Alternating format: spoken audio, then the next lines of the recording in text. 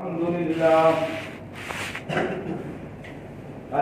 لله نحمده ونستعينه ونستغفره ونؤمن به ونتوكل عليه ونعوذ بالله من شرور أنفسنا ومن سيئات أعمالنا من يهده الله فلا مضل له ومن يضلله فلا هادي له ونشهد أن لا إله إلا الله وحده لا شريك له ونشهد أن سيدنا ومولانا محمدا عبده ورسوله أما بعد فأعوذ بالله من الشيطان الرجيم بسم الله الرحمن الرحيم الحمد لله رب العالمين الرحمن الرحيم مالك يوم الدين إياك نعبد وإياك نستعين اهدنا الصراط المستقيم صراط الذين أنعمت عليهم غير المغضوب عليهم ولا الضالين صدق الله العظيم وصدق رسوله النبي الكريم ونحن على ذلك من الشاهدين والشاكرين والحمد لله رب العالمين اللهم صل على سيدنا محمد وعلى آل سيدنا محمد وبارك وسلم اللهم صل على سيدنا محمد وعلى آل سيدنا محمد وبارك وسلم اللهم صل على سيدنا محمد وعلى آل سيدنا محمد وبارك وسلم واجب الاحترام قابل تقریم بزرگان محترم،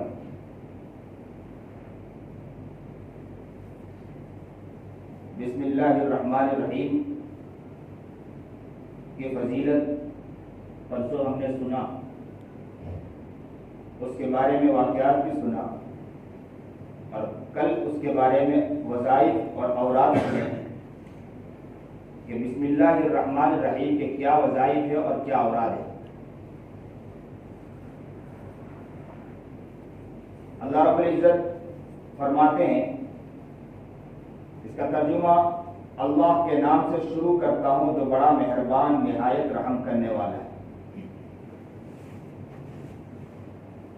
ایک بات ہم اس میں سمجھیں گے کہ اس میں جو بسم اللہ کے اندر جو اللہ ہے، یہ اللہ اس میں ذات ہے، یہ اللہ کا ذاتی نام ہے، اور الرحمن اور الرحیم اللہ کا صفاتی نام ہے۔ اس میں صفات اس کو کہتے ہیں ہم لوگ، ذات اور صفتی نام۔ جیسے اس کو مثال سے یوں سمجھو کہ ایک شخص کا نام ہے عبداللہ نام ہے، حامد نام ہے، ریحان نام ہے، جو بھی اس کا ایک نام ہے، اس کو کہتے ہیں ذاتی نام۔ لیکن ایک بندے کے اندر مادہ ہے، صفت ہے کہ وہ لوگوں پر رحم بہت کھاتا ہے، تو ہم کہیں گے اس کو کہ یہ بندہ رحم کھانے والا ہے، اس کی صفات بیان کر رہے ہیں۔ تو اللہ کی جو صفات بیان کی گئی ہے وہ رحمان اور رحیم بیان کی گئی ہے۔ اللہ کا ذاتی نام اصل میں شروع میں جو الف لام ہے وہ الف، یہ عربی گرامر کے اندر تعریف کا کہتے ہیں، اور اصل تو ہے الہ یعنی معبود۔ کیا ہے؟ الہ، معبود۔ معبود کہتے ہیں، اور معبود کس کو کہتے ہیں؟ الہ کس کو کہتے ہیں؟ اسی کو کہا جائے گا الہ، معبود اسی کو کہا جائے گا کہ جو پوری دنیا کا مالک، زمین اور آسمان کے درمیان اور اس کے بعد کوئی بھی چیز ہے، جس چیز کا مالک ہے اسے ہی معبود، عبادت اس کی جائے گی، اس کے علاوہ کسی کی نہیں کی جائے گی۔ آسمان بنانے والے والی ذات کس کی ہے؟ اللہ کی. زمین بنانے والی ذات کس کی ہے؟ اللہ کی. پوری کائنات کو بنانے والی ذات کس کی ہے؟ اللہ کی. انسان کو بنانے والی ذات کس کی ہے؟ اللہ کی. اس کی آنکھوں کو بنانے والی ذات کس کی ہے؟ اللہ کی. زبان کی جو چلت پھرت یا کانوں کی جو سنوائی ہے وہ اس کی جو طاقت دینے والی ذات ہے اللہ کی. یعنی ہر چیز اللہ نے بنائی ہے. تو اللہ نے جب بنائی ہے تو الہ کہتے ہیں عبادت کے لائق. تو عبادت کے لائق اگر ہوگا تو کون ہوگا؟ وہی اللہ ہوگا. وہی کی عبادت کی جائے گی، اس کے علاوہ کسی کی عبادت نہیں کی جائے گی. کسی کے سامنے سر نہیں ٹکایا جائے گا. اگر ٹکایا جائے گا، کسی کے سامنے سر جھکایا جائے گا تو کس کے سامنے جھکایا جائے گا؟ اس خالق کے ملک یعنی اللہ کے سامنے جھکایا جائے گا. اللہ رب العزت کے سامنے ہمارا سر ٹکے گا. معبود اور عبادت کے لائق ہے تو کون ہے؟ وہی اللہ ہے. اللہ ہی عبادت کے لائق ہے. اللہ ہی کی عبادت کی جائے گی، اس کے علاوہ کسی کی عبادت نہیں کی جائے گی. اور اللہ کے نام میں اتنا کشش ہے کہ صحابہ کرام رضوان اللہ تعالی علیہم اجمعین کے سامنے نبی کریم جناب سرکار دو عالم صلی اللہ علیہ وسلم اگر اعلان کرتے تھے کہ اللہ کے لیے نکل جاؤ تو اپنی ساری چیز کو وہ لوگ قربان کر دیا کرتے تھے. اسی لیے ایک صحابی کے بارے میں آتا ہے کہ ہاتھ میں خوشہ تھا، مالکہ میں گئے. یہ ساری باتیں آپ لوگوں کی محبت اور توجہ کی بنا پر یاد آتی ہیں. بالکل سوچ کر نہیں واقعات، بعض وقت بعض واقعات تو بالکل ذہن میں نہیں ہوتے، لیکن بیٹھتا ہوں توجہ ہوتی ہے اور آپ لوگ کے دل میں ایک خیال ہوتا ہے. اللہ کی جو محبت ہوتی ہے جس کے بنا پر اللہ رب العزت باتوں کو ودیت کرتا ہے. ہمارے اساتذہ اکثر کہا کرتے تھے کہ جب طالب علم شاگرد خوب متوجہ ہو استاذ کی طرف تو استاذ کے دلوں میں اللہ تعالیٰ ایک ایک بات الہام کرتا ہے. اسی لیے مجمع کے اندر اگر پورا مجمع غور و فکر کے ساتھ ذہن کو پورا حاضر کر کے اگر اس طرف متوجہ ہوگا تو اللہ تعالیٰ سامنے والے کے دلوں میں پوری چیز کو ودیت کرتا ہے. اسی لیے آپ جماعت میں نکلتے ہوں گے تو ایک بات خاص کہی جاتی ہے، یا تو سامنے دیکھا جائے یا کتاب پڑھی جائے تو کتاب میں دیکھا جائے. اسی لیے آقا نامدار جناب سرکار دو عالم صلی اللہ علیہ وسلم کے خدمت میں جب صحابہ بیٹھا کرتے تھے ایسے عاشق تھے وہ تو زبردست عشق کا مادہ تھا ان کے اندر. نبی علیہ السلام کی محبت ان کے اندر ودیت کر چکی تھی. وہ تو آقا نامدار جناب سرکار دو عالم صلی اللہ علیہ وسلم کی خدمت میں جب حاضر ہوتے تھے تو ان کے چہرے انور کو اس طرح ٹک کر دیکھتے رہتے تھے اور ایسے عشق اور ایسی محبت میں آقا نامدار جناب سرکار دو عالم صلی اللہ علیہ وسلم کی چہرے کی طرف متوجہ ہوا کرتے تھے کہ اللہ کے رسول جناب سرکار دو عالم صلی اللہ علیہ وسلم بہت سی باتیں نقل کرتے تھے تو کہا کرتے تھے آپ کے متوجہ ہونے کی وجہ سے نقل کرتے تھے. اللہ اکبر کبیرہ. تو ہم یہ نیت کریں گے انشاءاللہ، ایک نیت کریں کہ ہم کہیں بھی اور جہاں دین کی باتیں چلیں اور جہاں دین کی باتیں سنائی جائیں، میں تو کہتا ہوں کہ آپ لوگ دوڑ کے پہنچو انشاءاللہ. نیت کرو کہ انشاءاللہ دین کی باتوں کو ہم سنیں گے اور وہاں قریب ہوں گے کہ ہمارے پاس ہے کیا، رکھا کیا ہے. اللہ کی باتوں کو سننے کے علاوہ ہمارے پاس رکھا کیا ہے. اسی لیے میں اکثر و بیشتر ایک بات کہا کرتا ہوں. اب میری بات دونوں بات میں تضاد ہو جائے گی. کوئی کہنے والا کہے گا کہ مولانا ابھی تو آپ نے کچھ کہا لیکن بعد میں کچھ نقل کر رہے ہیں. میں اکثر و بیشتر ایک بات مثال دیا کرتا ہوں کہ ایک آدمی نل کے پاس بیٹھا ہو. کس کے پاس بیٹھا ہو؟ نل کے پاس بیٹھا ہو اور پانی چالو کر دیا جائے. پانی اگر گرے گا تو اس کے چھینٹے کس پر گریں گے؟ ہم پر آئیں گے. اور اگر پھر کے بیٹھ جائے تو پانی کا چھینٹا ہم پر آئے گا کہ نہیں آئے گا؟ پانی کا چھینٹا تو آنے والا ہے. آپ پھر کے بیٹھو کہ نہ پھر کے بیٹھو.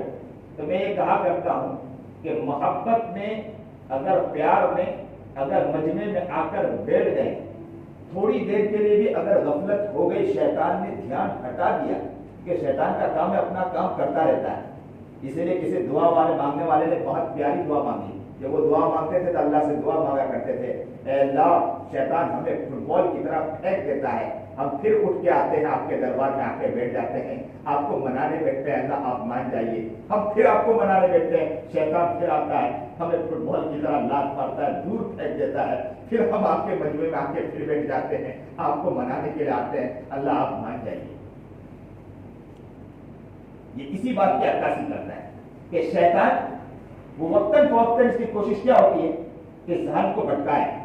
تو اگر ذہن بھٹکانے کی کوشش بھی کرتا ہے لیکن آپ کے دل میں تڑپ ہے آپ کے دل میں ذوق ہے آپ کے دل میں جذبہ ہے آپ چاہے اگر شیطان نے آپ کے ذہن کو پھرا دیا کسی اور طرف بھی متوجہ کر دیا تو اللہ کی جو رحمتیں اللہ کی جو رحمت کی بارشیں جو برستی ہے اس مجمع کے اوپر اور اللہ والے کے اوپر برستی ہے اس کے اثرات پورے مجمع کے اوپر پڑتا ہے. جس طرح پانی کا چھینٹا پھرنے کے بعد بھی پڑے گا اسی طرح رحمت اور اس کی جو بارشیں ہوگی وہ بھی اللہ کی طرف سے سب پر اترے گی انشاءاللہ. اللہ کیسے یہ سمجھ گا. تو میں واقعہ سنا رہا تھا کہ ایک صحابی ہاتھ میں خوشہ تھا معرکہ تھا جہاد جس میں صحابہ جنگ چل رہی تھی. جنگ کے دوران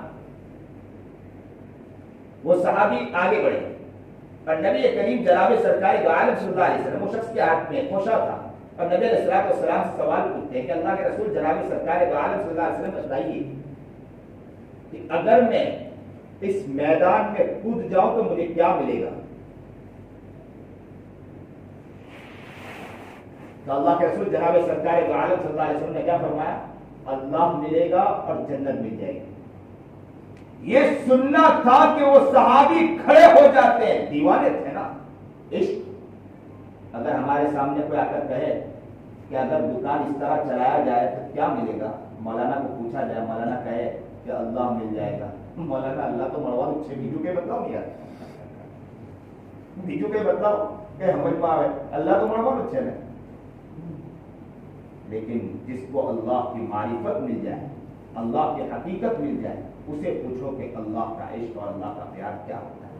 مولانا احمد علی لاہوری رحمت اللہ علیہ کو ایسا اللہ کا پیار ملا تھا ایسا اللہ کا پیار ملا تھا ایسا اللہ کا عشق ملا تھا کہ مسجد سے جب کھڑے ہوتے مسجد سے باہر نکلتے تھے تو باہر دیکھتے تھے انسانوں کو دیکھ کر کہا کرتے تھے ایسا لگتا ہے کہ جانور جا رہے ہیں میرے قریب سے ایسا لگتا ہے کتے جا رہے ہیں. تو کسی نے کہا حضرت یہ تو انسان ہیں تو کہا کہ مجھے تو کتے بلیاں نظر آ رہے ہیں. یعنی اللہ نے ان کو ایسی معرفت عطا فرما دی تھی اللہ نے اپنی ایسی حقیقت عطا فرما دی تھی کہ جب وہ ان کی طرف دیکھتے تھے تو ان کی نظر ان کے دل کی طرف چلا جاتا تھا اور ان کے دلوں میں گندگیاں دیکھ کر انہیں کتے بلی نظر آتے تھے. اس لیے امام ابو حنیفہ رحمۃ اللہ علیہ کے بارے میں آتا ہے کہ امام ابو حنیفہ رحمۃ اللہ علیہ جب وضو کرنے بیٹھتے تھے تو ان کے قریب کوئی بھی آ کر بیٹھ جائے اگر وضو کرے تو فوراً کہا کرتے تھے کہ یہ ہو سکتا ہے کہ ابھی ماں کو ناراض کر کے آیا ہے ابھی باپ کو ناراض کر کے آیا ہے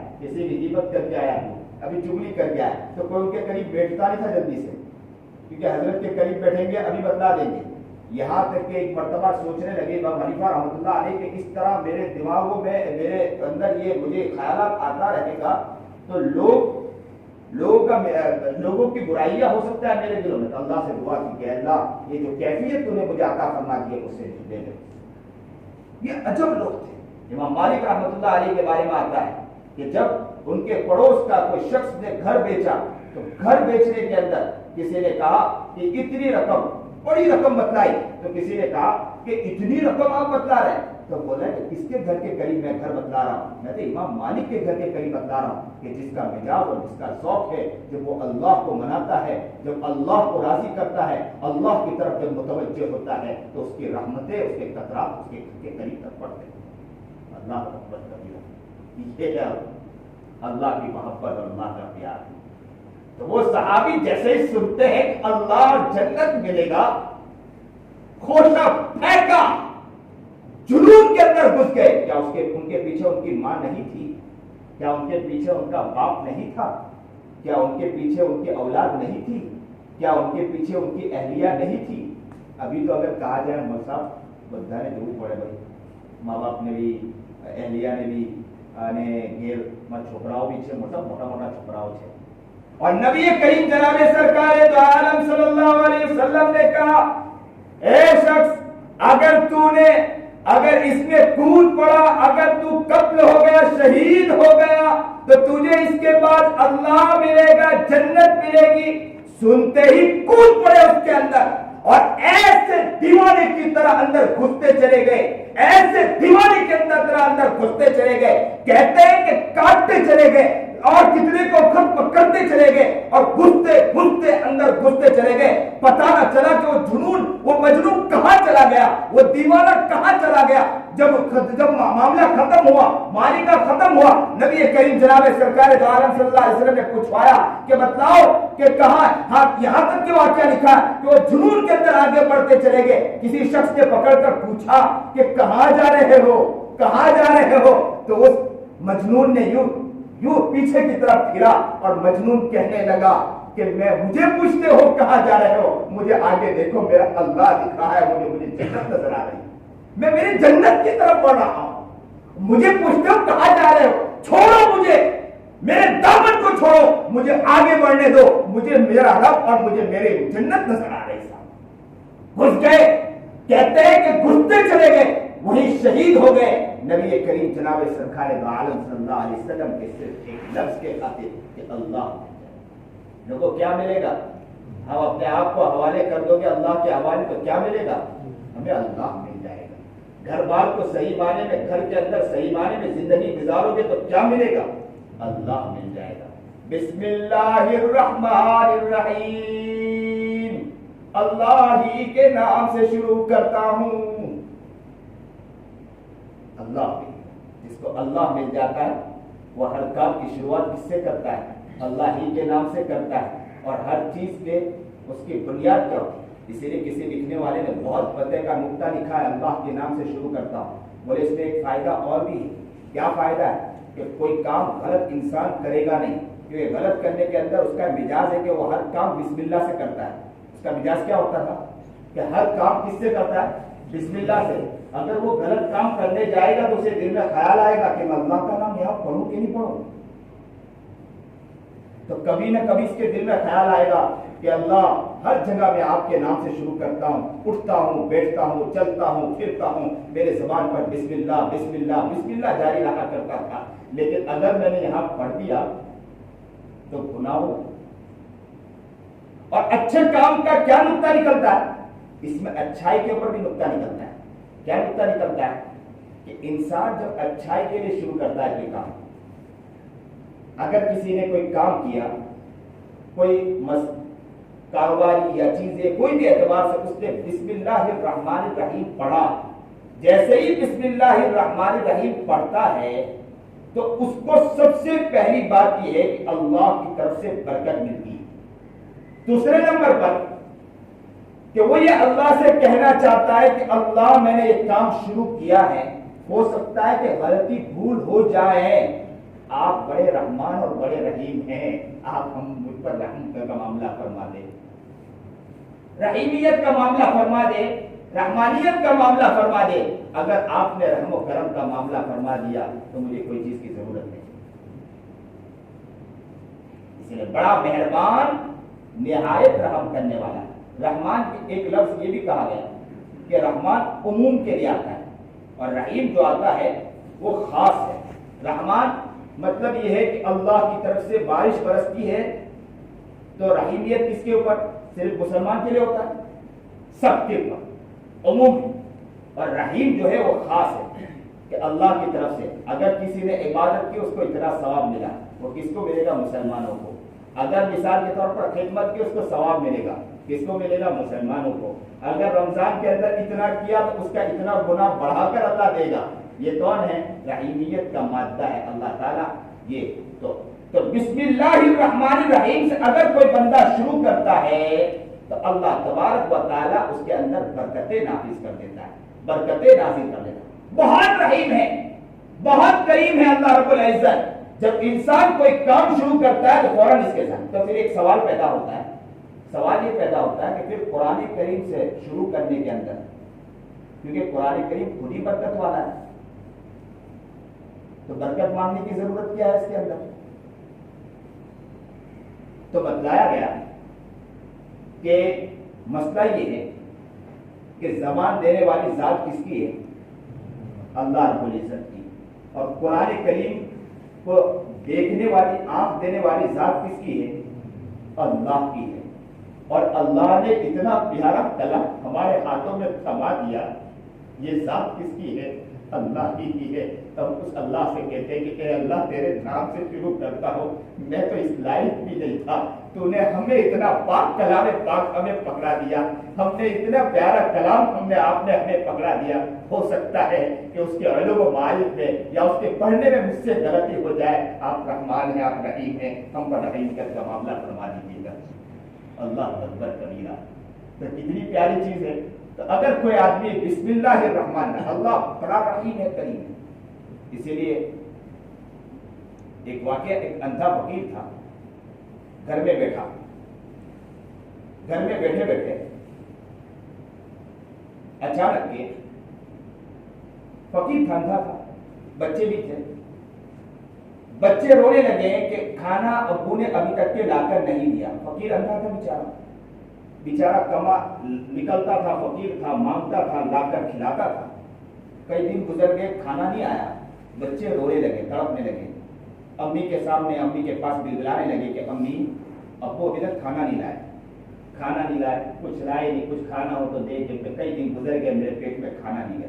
روتے رہے، روتے رہے۔ یہ روزہ، رمضان کا مہینہ جو روزہ رکھا جاتا ہے اس میں ایک نقطہ یہ بھی بتایا جاتا ہے کہ روزے سے ہم احساس کریں کہ ہمیں جب بھوک لگتی ہے، کتنے گھر وہ ہوں گے کہ جو راتوں کو بھوکے سو جاتے ہوں گے، بچے تڑپتے ہوں گے، ماں کے سامنے روتے ہوں گے، بلبلاتے ہوں گے، باپ کے سامنے وہ باپ بھی بیچارہ روتا روتا سو جاتا ہوگا۔ ایک واقعہ اسی لاک ڈاؤن میں مجھے سننے کا ملا بہت، میں آج کل جب بھی دعا کراتا ہوں تو اس میں یہ لفظ اکثر کیا کرتا ہوں کہ مجھے لاک ڈاؤن میں سننے ملا ایک واقعہ کہ ایک ماں جب اس کے پاس اپنے بچے کو کھلانے کے لیے کچھ نہیں تھا، وہ بچہ بلبلاتا رہا کہ امی کچھ کھانے کے لیے نہیں، ماں نے اپنی زبان نکالی اور بیٹے کی طرف بڑھایا اور بچی سے کہا منی اس زبان کو چوس لے اور برداشت کر لے، میرے پاس کھانے دینے کے لیے کچھ نہیں۔ اللہ اکبر، اللہ اکبر۔ تو آپ سوچے ذرا، میں تو کہتا ہوں کہ مجھے تعجب لگتا ہے کہ ہم نمازوں میں بھی، تراویح میں بھاگتے ہیں، ہمیں تو یہ کوشش کرنا چاہیے کہ راتوں کو اٹھ جائے تہجد میں، اللہ سے کہہ دے کہ رمضان کا ایک ہی مہینہ، اللہ سے کہہ دے کہ اللہ تو نے ہمیں کھاتا رکھا، پیتا رکھا، اللہ تو نے ہم پر کتنے سارے احسانات عطا کیے، اور کتنے وہ لوگ ہوں گے، جتنے گھر ایسے ہوں گے جن کے پاس کھانے کے لیے کچھ نہیں ہے، اے اللہ تو ہمیں توفیق عطا فرما دے کہ ہم وہاں جائیں، ان کے غم کو اور درد کو سمجھیں۔ تو وہ اندھا فقیر بیچارہ، گھر میں کھانے کے لیے کچھ نہیں، بچے تڑپ رہے تھے، بلبلا رہے تھے، ماں نے، عورت نے کہا کہ بھائی کب تک بیٹھے رہو گے، جاؤ باہر نکلو، کچھ تو لے کر آؤ۔ اندھا فقیر نکلا، صبح سے لے کر شام تک مانگتا رہا، مانگتے مانگتے مانگتے مانگتے کچھ روپے اسے ملے۔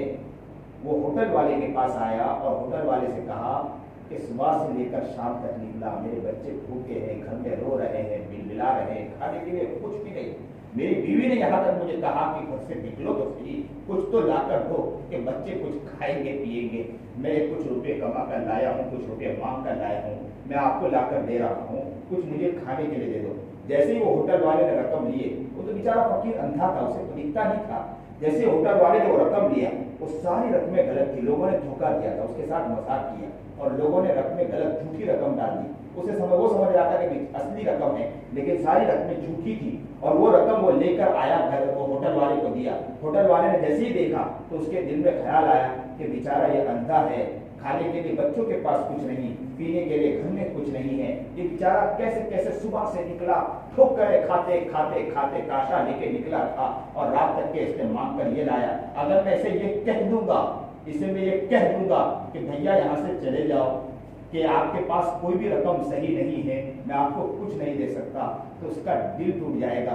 تو اس نے فوراً کہا ہوٹل والے نے، بابا جتنا کھانا ہو کھا لے اور جتنا لے جانا ہو لے جائے۔ وہ بابا خوش ہو گیا، کھانا لیا اور گھر جلدی جلدی پہنچا، اور پہنچنے کے بعد جیسے دروازے پر دستک دی، بچے پک کر آئے، ابو کچھ لائے کہ نہیں لائے، پیٹ میں کھانا نہیں ہے اور پیٹ میں مروڑ اٹھ رہا ہے، تو بچوں کو لا کر کھانا پیش کیا، بچے خوش ہو گئے۔ یہاں سے اس واقعے سے نکتہ لکھا ہے کہ ہوٹل والے کے دل میں رحم ڈالنے والی ذات کس کی تھی؟ ہوٹل والے کے دل میں رحم ڈالنے والی ذات کس کی تھی؟ اللہ کی تھی۔ اس نے کھوٹے روپے لے لیے اور خود کے لیے بھی دیا، اور یہ کہا کہ گھر والوں کے لیے بھی لے جانا ہو تو لے جائیے۔ اللہ بڑا رحمان و رحیم ہے، میرا رب بڑا رحیم رحمان و رحیم ہے۔ اگر کوئی شخص بسم اللہ الرحمن الرحیم کے ذریعے کوئی کام کرتا ہے، یا بسم اللہ الرحمن الرحیم کے ذریعے کوئی کام شروع کرتا ہے، وہ اتنا رحمان ہے، وہ اتنا رحیم ہے کہ یاد رکھو کہ اگر ہمارا قرآن کریم پڑھنا بھی کھوٹا ہو جائے، تسبیح بھی کھوٹی، کیونکہ ہمارا ایسے بھی پڑھنا تھوڑا سا صحیح آتا ہے، جس طرح پڑھنا چاہیے ہم نے نہیں پڑھا۔ وہ صحابہ قرآن کریم کس طرح پڑھتا ہے معلوم؟ کس طرح وہ قرآن کریم شروع کرتے تھے، جیسے ہی قرآن کریم کھولتے تھے اور کھولنے کے بعد جیسے ہی نظر پڑتی تھی اور کہا کرتے تھے، میں اس لائق ہوں کہ میں اس قرآن کریم کو قرآن شریف کو دیکھ سکوں اور قرآن کریم پڑھ سکوں۔ بس یہ کہتے تھے اور ٹھام دینے گرتے تھے، بے ہوش ہو کر گر جاتے تھے، بہت دیر کے بعد ہوش آتا تھا، پھر یوں بیٹھتے تھے اور آنکھوں سے آنسو جاری ہو جایا کرتے تھے اور کہتے تھے کہ میں اس لائق ہوں کہ میں اس قرآن کریم کو پڑھ سکوں یا نہیں پڑھ سکوں، میں اس لائق تو نہیں ہوں، اور یوں کہہ کر پھر ٹھام دینے گرتے تھے اور بے ہوش ہو جایا کرتے تھے۔ کافی وقت گزر جایا کرتا تھا، انہیں جلدی ہوش نہیں آیا کرتا تھا۔ وہ ایسے عاشق تھے، ایسے مجنون تھے، وہ قرآن کریم کو اس عشق میں پڑھا کرتے تھے۔ میں کہتا ہوں کہ ہم تو اس لائق نہیں، نہ ہمارا قرآن کریم پڑھنا ڈھنگ سے ہے، نہ ہماری تسبیحات صحیح ہوتی ہے، نہ ہمارے معمولات صحیح ہوتے ہیں، نہ ہماری چیزیں صحیح ہوتی ہے۔ بس کسی کو اسی طرح سمجھو کہ صبح سے جو بیچارہ اندھا فقیر جس طرح نکلا تھا کاشا لے کر، لوگوں نے دھوکہ دیا اور